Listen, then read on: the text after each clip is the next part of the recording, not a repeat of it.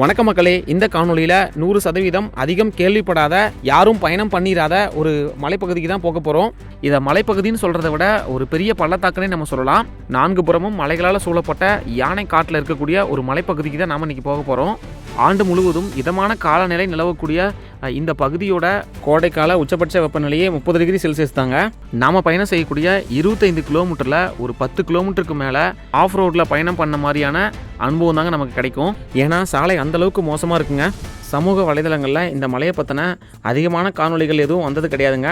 நாம் தான் முதல்ல காணொலி எடுத்து போடுறோம். யானைகளும் செந்நாய்களும் கரடிகளும் நிறைஞ்ச காட்டுக்குள்ளே நாம் இன்றைக்கி பயணம் பண்ண போகிறோம். நாம் போகக்கூடிய இந்த யானை காட்டு பகுதி எங்கே இருக்குது, எப்படி போகணும் அப்படிங்கிற தகவல்களை இந்த காணொலியில் நம்ம பார்க்கலாம். காணொலியில் ஏதாவது தவறுதலாக சொல்லப்பட்டிருந்தாலோ, இந்த காணொலி உங்களுக்கு பிடிக்கல அப்படின்னாலோ தயவுசெய்து மன்னிச்சிடுங்க. உங்களுக்கு ஏதாவது வேலைகள் இருந்துச்சுன்னா அந்த வேலையெல்லாம் முடிச்சுட்டு கொஞ்சம் நேரம் உட்காந்து நம்ம காணொலியை பாருங்கள். நான் உங்களை அந்த இடத்துக்கு கூட்டிகிட்டு போகிறேன்.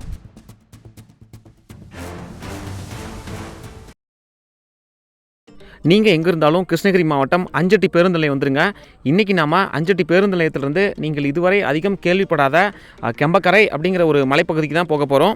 நாம் போகிற மலைப்பகுதிக்கு காலையில் ஒரு முறையும் மாலையில் ஒரு முறையும் பேருந்துகள் சென்று வருதுங்க. நாம் போகக்கூடிய பேருந்து 4 மணி 45 நிமிடங்களுக்கு வருங்க. நாம் 3 மணிக்கு அஞ்சட்டி பேருந்து நிலையம் வந்துட்டோம். நாம் ஒரு 2 மணி நேரம் காத்திருக்கணுங்க.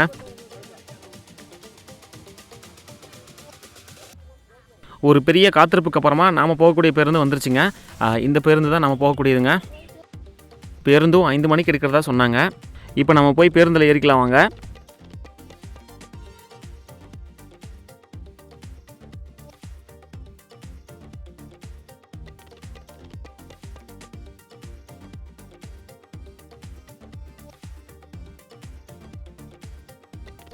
பேருந்தும் சரியாக 5 மணிக்கு எடுத்துட்டாங்க. இந்த பேருந்து முழுக்க இந்த மலையில் இருக்கக்கூடிய பள்ளி குழந்தைகளை கூட்டிகிட்டு போகிறதுக்காக தாங்க இயக்கப்படுது. காலையில் ஒரு முறையும் மாலையில் ஒரு முறையும் இயக்கப்படுதுங்க.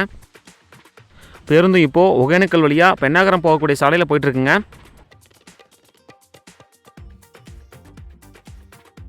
பேருந்து போகக்கூடிய வழி வந்து பார்த்திங்கன்னா அஞ்சட்டி பேருந்து நிலையம், மஞ்சுமலை பிரிவு ரோடு, கேரட்டி, இறுதியாக கெம்பக்கரை போய் சேருங்க. நாம் போயிட்டுருக்கூடிய மலைப்பகுதி வந்து பார்த்திங்கன்னா பெரிய சுற்றுலாத்தலம்லாம் ஒன்றும் கிடையாதுங்க. ஆனால் கண்டிப்பாக உங்கள் வாழ்க்கையில் ஒரு முறையாவது போய் பார்க்க வேண்டிய சொர்க்கங்க. நாம் பயணம் செய்யக்கூடிய பயண தூரம் வந்து பார்த்திங்கன்னா ஏறக்குறைய 25 கிலோமீட்டருங்க. பயணச்சீட்டு வாங்கியாச்சுங்க. நபர் ஒன்றுக்கு 18 ரூபாய் பயண கட்டணமாக வாங்குறாங்க.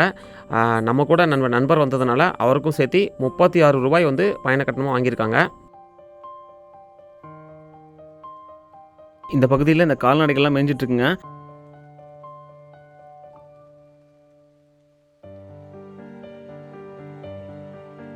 இந்த இடத்துலேருந்து அடர்ந்த காடுகள் வர ஆரம்பிச்சிருச்சுங்க. இப்போ நம்ம பேருந்தில் போயிட்டுருக்கக்கூடிய இந்த சாலையும் வந்து பார்த்திங்கன்னா ஒரு மலையோட ஓரத்தில் இருக்கக்கூடிய ஒரு சாலையில் தாங்க போயிட்டுருக்கோம். பாருங்கள், பக்கத்தில் வந்து அந்த மலைத்தொடர்கள்லாம் நிறைய தெரியுது பாருங்கள். எனக்கு தெரிஞ்சு ஒரு 2 மலைத்தொடர்கள் தெரியுது. அதே மாதிரி கீழே முழுவதுமாக பள்ளத்தாக்குங்க. பாருங்கள், காவேரி வடக்கு வன உயிரின சரணாலயம்னு சொல்லி இங்கே இருக்கக்கூடிய அந்த பலகையில் எழுதப்பட்டிருக்குங்க. இந்த சாலையில் வரும்போது நீங்கள் வேகமாலாம் வந்துடாதீங்க. ஏன்னா எந்த இடத்துல யானை நிற்குன்னு சொல்லி யாருக்குமே தெரியாது. சமீபத்தில் கூட இந்த சாலையில் நிறைய யானைகள் கூட்டமாக இந்த சாலையில் சுற்றி திரியிறத நம்ம செய்திகளில் பார்க்க முடிஞ்சுதுங்க. உள்ளே போக போக ரொம்ப அடர்ந்த காடுகள் மாதிரி சாலை போயிட்டுருக்குங்க. ஆனால் இது வந்து ஒகேனக்கல் போகக்கூடிய பிரதான சாலை தாங்க.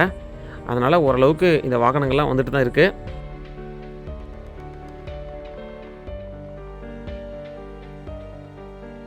இந்த பகுதியில் சாலையோட 2 புறங்களிலும் வானரங்கள் அதிகம் காணப்படுதுங்க.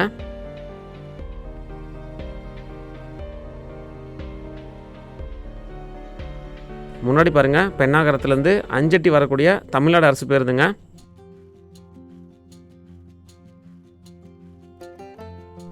சாலையும் தார் சாலை தாங்க. 2 வாகனங்கள் செல்லக்கூடிய ஓரளவுக்கு பெரிய சாலை தாங்க. நாம் போகக்கூடிய இந்த பகுதிக்கு இதுவரையிலும் யாரும் பேருந்துலேயோ, இருசக்கர வாகனத்துலேயோ, 4 சக்கர வாகனத்துலேயோ காணொலி எடுத்து போட்டது கிடையாதுங்க. நாம் தான் முதல்ல போடுறோம்.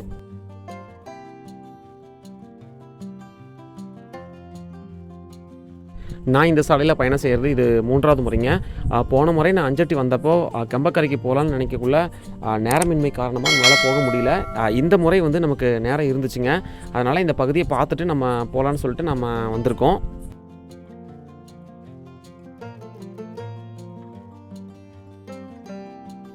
இதுவரையிலும் நம்ம வந்த வரலுமே வந்து பார்த்திங்கன்னா தொடர்ச்சியான இந்த எஸ் வடிவ வளைவுகள் தாங்க அதிகம் காணப்படுது.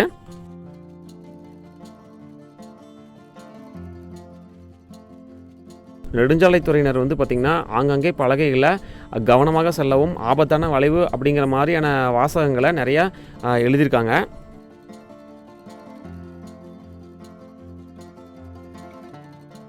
அதே மாதிரி ஆங்காங்கே பலகைகளில் வனத்துறையினர் யானைகள் நடமாடும் பகுதி மிகவும் கவனமாக செல்லவும் அப்படிங்கிற வாசகத்தை எழுதியிருக்காங்க.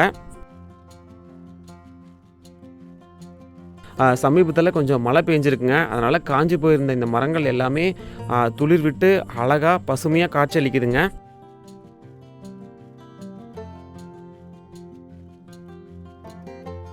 சாலையோட 2 புறங்களிலும் வந்து பார்த்திங்கன்னா மரங்கள் தாங்க காட்சி அளிக்குது. இது ஒரு பெரிய மேடுங்க. பாருங்கள் நம்ம பேருந்து எவ்வளோ மெதுவாக மேலே ஏறுதுன்னு. பகல் நேரத்துலேயே இந்த சாலை வந்து ஆள் அரவமற்று இப்படி இருக்குது அப்படின்னா இன்னும் இரவு நேரங்களில் எப்படி இருக்குன்னு சொல்லிட்டு நீங்களே தெரிஞ்சுக்கோங்க. இது ஒரு பெரிய வளைவுங்க. கொண்டை ஊசி வளைவு மாதிரி தான் இருக்குது. அதே நேரத்தில் இந்த வளைவு கொஞ்சம் ஆபத்தான வளைவுங்க. ஏன்னா எதிர்ப்புறத்தில் வரக்கூடிய வாகனங்கள் எதுவுமே நமக்கு தெரியாது.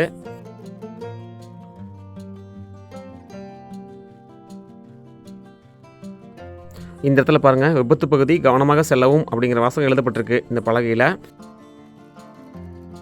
சாலையோட இடதுபுறத்தில் பாருங்கள், வனத்துறையினரோட கண்காணிப்பு கோபுரம் இங்கே இருக்குது பாருங்கள்.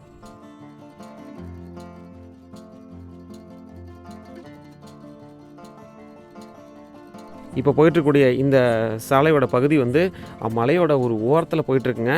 நமக்கு வலதுபுறம் வந்து பெரிய பள்ளத்தாக்குங்க.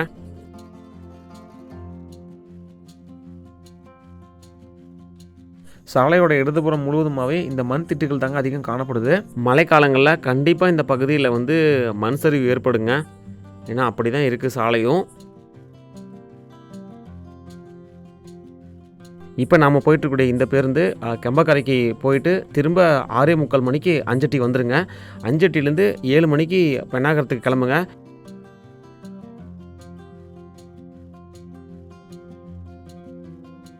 அதே மாதிரி நம்ம கூட பயணம் செஞ்ச அண்ணா என்ன சொன்னார்னா, 7 மணிக்கு மேலே இந்த சாலையில் ஆங்காங்கே யானைகள் கூட்டமாக நின்றுட்டுருக்குன்னு சொல்லி சொன்னார்.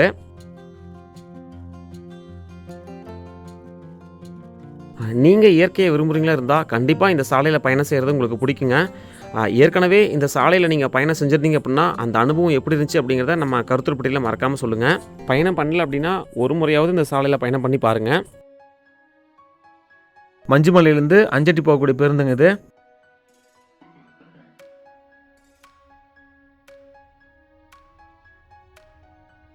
நமக்கு இடதுபுறம் இருக்கக்கூடிய இந்த பள்ளத்தாக்கு எவ்வளோ அழகாக காட்சியளிக்குதுன்னு பாருங்கள். முழுவதுமாகவே அடர்ந்த மரங்கள் தாங்க காட்சியளிக்குது.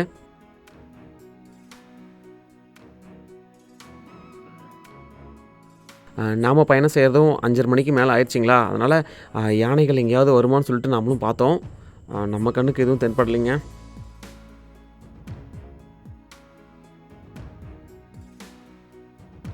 இந்த பகுதியில் பயணம் செய்யும் போது குளிர்ச்சியாக தாங்க இருக்குது.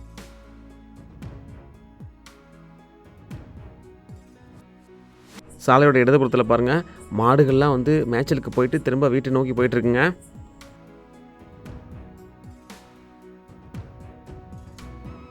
இப்போ ஒரு பேருந்து நிறுத்தம் வந்திருக்குங்க. இந்த பேருந்து நிறுத்தத்தோட பேர் வந்து மஞ்சுமலை பிரிவு ரோடுங்க. நமக்கு எதிர்ப்புறத்தில் கொஞ்ச நேரத்துக்கு முன்னாடி ஒரு பேருந்து போச்சு பார்த்திங்களா, அந்த பேருந்து இந்த பேருந்து நிறுத்தத்துலேருந்து பாருங்கள் இடதுபுறம் போகக்கூடிய இந்த சாலையில் மேலே ஏறி அந்த மலைக்கு போகுங்க. இந்த மலை தான் மஞ்சுமலை. இந்த பேருந்து நிறுத்தத்தில் 2 சிறிய கடைகள் காணப்படுதுங்க. அதே மாதிரி இங்கே பாருங்கள், சாலையோட இடதுபுறத்தில் இந்த கிராமத்தில் இருக்கக்கூடிய வீடுகள், ஓட்டு வீடுகளும் பக்கத்தில் ஒரு சில மெத்தை வீடுகளும் காணப்படுதுங்க. இந்த இடத்துல சாலை 2ஆக பிரியுதுங்க. வலதுபுறம் போகக்கூடிய சாலை நாட்ராம்பாளையம் வழியாக ஒகேனக்கல் போகக்கூடிய சாலைங்க. நேராக போகக்கூடிய சாலை வந்து பார்த்தோன்னா கெம்பக்கரை போகக்கூடிய சாலைங்க. நம்ம பேருந்தும் நேராக போகக்கூடிய சாலையில் போயிட்டுருக்குங்க. இந்த பகுதியில் சாலையோட 2 புறங்களிலும் நிறைய வீடுகள் காணப்படுதுங்க. அந்த பிரிவு சாலையிலேருந்து உள்ளுக்குள்ளே 1 கிலோமீட்டர் தூரம் வந்திருப்பேங்க. இன்னமும் வந்து பார்த்திங்கன்னா அந்த சாலை வந்து மிகவும் மோசமாக தாங்க இருக்குது. இந்த சாலையில் பேருந்து இயக்கிற நம்ம ஓட்டுநர் அண்ணாவையும் நடத்துனர் அண்ணாவையும் நம்ம பாராட்டி ஆகணுங்க. அது மட்டும் இல்லாமல் முழுக்க முழுக்க இந்த கிராம மக்களுக்காகவும் இங்கே இருக்கக்கூடிய பள்ளி குழந்தைகளுக்காகவும் இந்த பேருந்து இங்கே விட்டிருக்க நம்ம தமிழ்நாடு அரசு போக்குவரத்து கழகத்துக்கு நம்ம ஒரு நன்றி தெரிவித்து ஆகணுங்க. ஆனால் ஒரே ஒரு தகவல் என்ன அப்படின்னா, லாப நோக்கத்துக்காக வந்து இந்த பகுதியில் பேருந்து போயிட்டு வரலைங்க. அது மட்டும் நம்மளால் சொல்ல முடியும். நமக்கு முன்னாடி பாருங்கள், இடதுபுறத்தில் ஒரு மலை தெரியுதுங்களா? இந்த மலையில் வந்து இந்த படிக்கட்டு முறை விவசாயம் அதிகம் பண்ணியிருக்காங்க. இந்த இதில் பாருங்கள், தார் சாலை தாங்க, அதெல்லாம் பெயர்ந்துருச்சுங்க. அடியில் இருக்கக்கூடிய அந்த மண் சாலை தெரியுதுங்க. இதுவும் ஒரு ஆஃப் ரோடு தாங்க. மழை காலத்தில் பேருந்து இந்த சாலையில் இயக்கிறது ரொம்பவே சிரமங்க. இடதுபுறத்தில் இருக்கக்கூடிய அந்த மலைத்தொடர்கள் எவ்வளோ அழகாக காட்சியளிக்குதுன்னு பாருங்களேன். எல்லாம் விவசாயம் பண்ணியிருக்காங்க, சோளம் போட்டிருக்காங்க. இந்த இடத்துல முன்னாடி பாருங்கள், மேய்ச்சலுக்கு போன இந்த மாடுகள் எல்லாமே வீடுகளை நோக்கி வந்துட்டுருக்கு. இந்த பகுதியில் சாலையோட இடதுபுறத்தில் முழுவதுமாகவே தக்காளி அதிகம் பயிரிட்டிருக்காங்க. மேலே பாருங்கள், தென்னை மரங்களும் காணப்படுது. அதே மாதிரி சாலையோட வலதுபுறத்தில் முழுவதுமாகவே வாழை அதிகம் பயிரிட்டிருக்காங்க. அந்த பெரிய சாலையிலிருந்து உள்ளுக்குள்ளே இருக்கக்கூடிய கெம்பக்கரைக்கு ஒரு 10 கிலோமீட்டர் தூரம் வருங்க. இந்த பகுதியில் சாலையோட வலதுபுறத்துலேயும் சரி இடதுபுறத்துலேயும் சரி இந்த புளியா மரங்கள் காட்சியளிக்குதுங்க.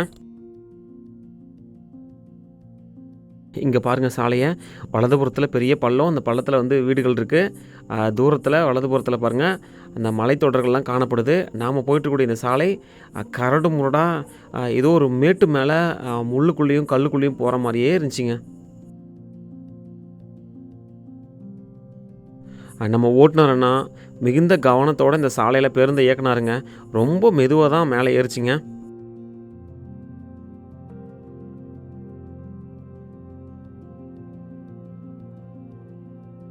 ரொம்ப வருஷத்துக்கு முன்னாடி இந்த பகுதியில் தார் சாலை போட்டிருக்காங்க. அதெல்லாம் பெயர்ந்து குண்டும் குழியுமாக தாங்க காட்சியளிக்குது. இப்போ நாம் அந்த மலையோட உச்சி பகுதிக்கு வந்துட்டுங்க. இது ஒரு பேருந்து நிறுத்தம்.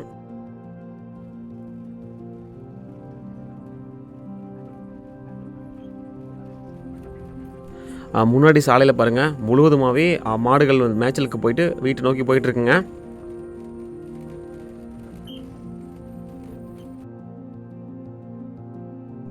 ஓரளவுக்கு பெரிய மலை மேலே தாங்க நம்மளுடைய பேருந்தும் போயிட்டுருக்கு.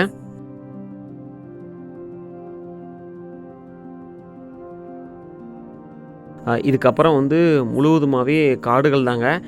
நம்ம ஓட்டுநர் அண்ணாக்கிட்ட ஒரு தகவலை கேட்டோம். அண்ணா, இந்த ஊர் எங்கேண்ணா இருக்குது அப்படின்னு சொல்லி கேட்கக்குள்ள 4 புறமும் மலைங்க, நடுவில் தான் நாம் போகக்கூடிய அந்த பகுதி அமைஞ்சிருக்குன்னு சொல்லிட்டு ஓட்டுநர் அண்ணா சொன்னார்.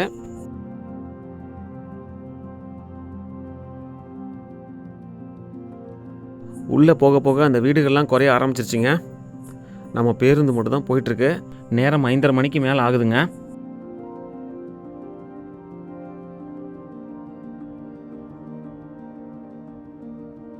நாம் போகிற கெம்பக்கரை பகுதியோட வடக்கு திசையில் தொட்டமஞ்சுன்னு சொல்லக்கூடிய மஞ்சுமலை இருக்குங்க. கிழக்கு திசையில் வந்து பார்த்திங்கன்னா கோடக்கரை இருக்குது.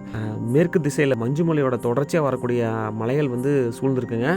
தெற்கு திசை அப்படின்னு பார்க்கக்குள்ள இப்போ நாம் போயிட்டுருக்கக்கூடிய இந்த மலை வந்து தெற்கு திசையில் அமைஞ்சிருக்குங்க. மொத்தமாக 4 புறமும் மலைங்க, நடுவில் இருக்கக்கூடிய பள்ளத்தாக்கில் தான் அந்த அழகான கிராம பகுதி அமைஞ்சிருக்கு.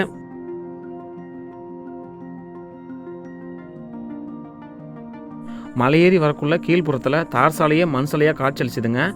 இங்கே வந்து பார்த்திங்கன்னா தார் சாலையெல்லாம் பெயர்ந்து குண்டும் குழியுமாக காட்சியளிக்குதுங்க.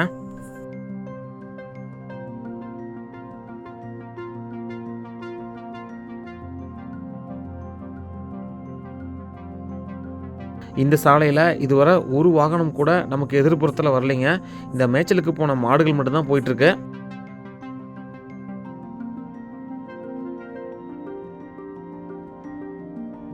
இது ஒரு ஆற்று பாலம் மாதிரி இருக்குங்க.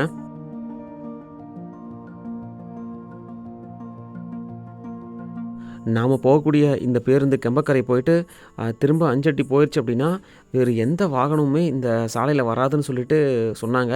அதுக்கு என்ன காரணம் அப்படின்னு பார்த்திங்கன்னா, யானைகளோட நடமாட்டம் அதிகமாக இருக்கும், இந்த சாலை முழுவதுமாகவே யானைகள் தான் இருக்குன்னு சொல்லிட்டு சொன்னாங்க. யானைகளை தவிர இங்கே கரடிகளும் செந்நாய்களும் அதிகமாக இருக்குமாங்க. அப்பப்போ இந்த செந்நாய்கள் வந்து இந்த காட்டில் மேயிற மாடுகளை பிடிச்சி சாப்பிடுன்னு சொல்லி நம்ம கூட பேருந்தில் பயணம் செஞ்ச அக்கா சொன்னாங்க. ஏறக்குறைய ஒரு 30 நிமிடங்களுக்கு அப்புறமா இப்போ தாங்க நமக்கு எதிர்ப்புறத்தில் ஒரு இருசக்கர வாகனம் வருது.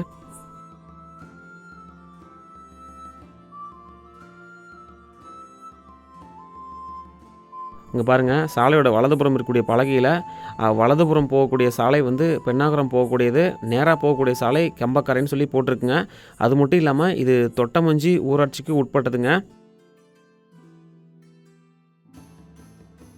இந்த பிரிவு சாலையில் தாங்க கைபேசியோட அலைவரிசை கிடைக்கும். இதுக்கப்புறம் காடுகளுக்கு உள்ளே போகக்குள்ள முழுவதுமாக கிடைக்காதுன்னு சொல்லிட்டு நம்ம கூட பயணம் செஞ்ச அண்ணா சொன்னார்.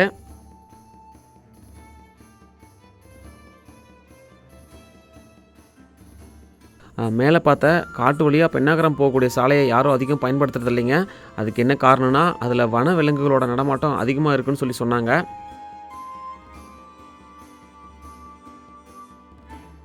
இந்த பகுதியில் சமீபத்தில் தாங்க மழை பெஞ்சிருக்கு. கீழே இருக்கக்கூடிய இந்த மண் எல்லாமே ஈரமாக தான் இருக்குங்க.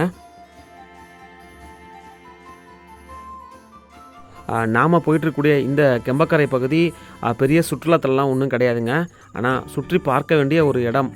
நீங்கள் இயற்கையை விரும்புகிறீங்களா இருந்தால் கண்டிப்பாக இந்த பகுதியெலாம் உங்களுக்கு பிடிக்குங்க. ஒரு வித்தியாசமான அனுபவம் வேணும்னு நினைக்கிறவங்க தாராளமாக இந்த பகுதிக்கு வரலாம்.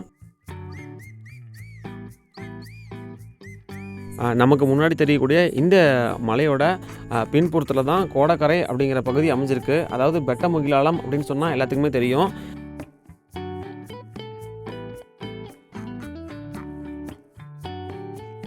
இப்போ நம்மளுடைய பேருந்து மலைப்பகுதியிலிருந்து பள்ளத்தாக்கை நோக்கி கீழே போகுதுங்க.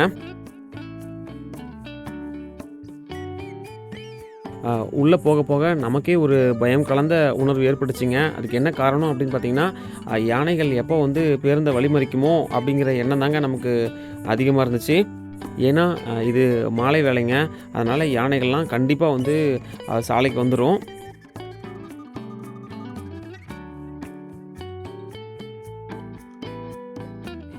அஞ்சட்டிலேருந்து கெம்பக்கரைக்கு போகக்கூடிய பேருந்து கால அட்டவணையை என்னுடைய டிஸ்கிரிப்ஷனில் நான் கொடுக்குறேன். மறக்காமல் போய் அதை பாருங்கள்.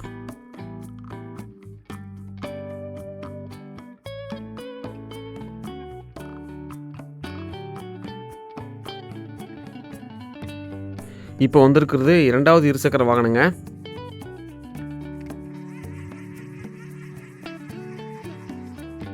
நீங்கள் இந்த பகுதிக்கு ஏற்கனவே பயணம் செஞ்சுருந்தீங்க அப்படின்னா அந்த அனுபவம் எப்படி இருந்துச்சு அப்படிங்கிறத நம்ம கருத்துரு பட்டியில் மறக்காமல் சொல்லுங்கள்.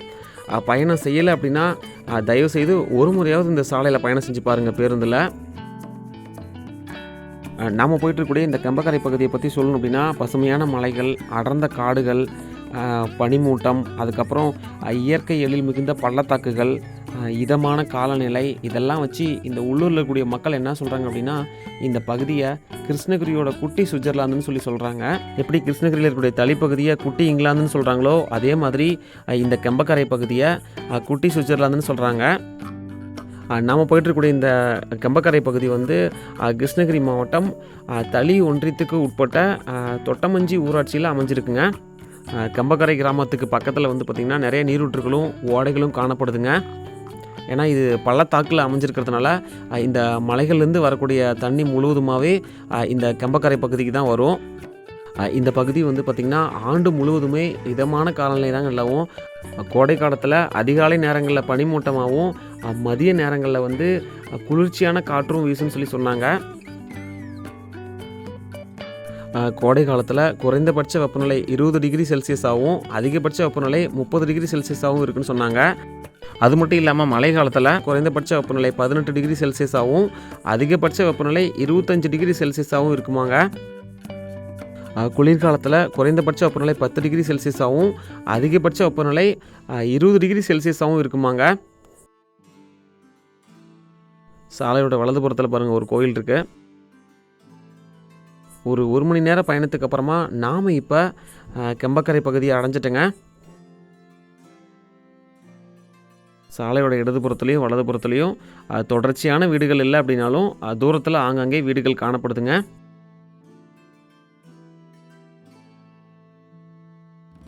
இந்த பகுதியில் ராகி, மக்காச்சோளம், நிலக்கடலை, மாம்பழம், காய்கறிகள், மலர் சாகுபடிலாம் அதிகம் பண்ணுறதா சொன்னாங்க. இந்த கிராமத்தை சுற்றியுமே பார்த்திங்கன்னா புளியா மரங்கள் தாங்க நிறைஞ்சு காணப்படுது. சாலையோட இடதுபுறம் முழுவதுமாகவே தென்னை மரங்கள் அதிகம் காணப்படுதுங்க. இப்போ நாம் போயிட்டுருக்கிறது ஒரு ஆஃப் ரோடு மாதிரி இருக்குங்க. இந்த பகுதி முழுவதுமாகவே மழை பெஞ்சிருக்குங்க. சாலை முழுவதுமாக ஈரமாக தாங்க இருக்குது.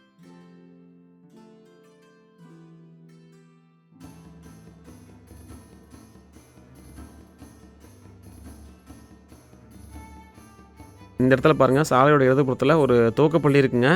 இந்த தோக்கப்பள்ளியோட இரும்பு கதவை வந்து யானை தாங்க உடைச்சிருக்கு. இதை நம்ம கூட பயணம் செஞ்ச அண்ணா சொன்னார். இந்த இடத்துல பாருங்கள், சாலையோட இடதுபுறத்தில் முழுவதுமாகவே மிளகாய் செடிகள் வந்து பயிரிட்டிருக்காங்க. தூரத்தில் தெரியக்கூடிய அந்த மலை தான் மஞ்சு மலைங்க. அவ்வளோதாங்க, நம்ம கெம்பக்கரை கிராம பகுதிக்கு வந்தாச்சுங்க. இந்த இடத்துல பேருந்து இப்போது திரும்புதுங்க. இந்த காணொலி நம்ம இதோட முடிச்சுக்கலாம். இந்த காணொலி உங்களுக்கு பிடிச்சிருந்துச்சுன்னா மறக்காமல் இந்த காணொலியை லைக் பண்ணி மற்றவங்களுக்கும் ஷேர் பண்ணுங்கள். அப்படியே நம்ம சேனலையும் சப்ஸ்கிரைப் பண்ணிடுங்க. மீண்டும் அடுத்து ஒரு காணொலியுடன் உங்களை சந்திக்கும் வரை உங்களிடம் வந்து விடைபெறுவது உங்கள் கஜமுகன். நன்றி, வணக்கம். இந்த பேருந்து வளையக்கூடிய இந்த இடத்துல வந்து பார்த்திங்கன்னா நிறைய வீடுகள் காணப்படுதுங்க. அதுவும் ஓட்டு வீடுகள் காணப்படுது. ஒரு சில வீடுகள் வந்து பார்த்தோன்னா மெத்தை வீடுகளாக இருக்குங்க. பேருந்து திரும்பவும் அஞ்சட்டி கிளம்பிருச்சுங்க. நாமளும் இப்போது பேருந்தில் கிளம்பலாம்.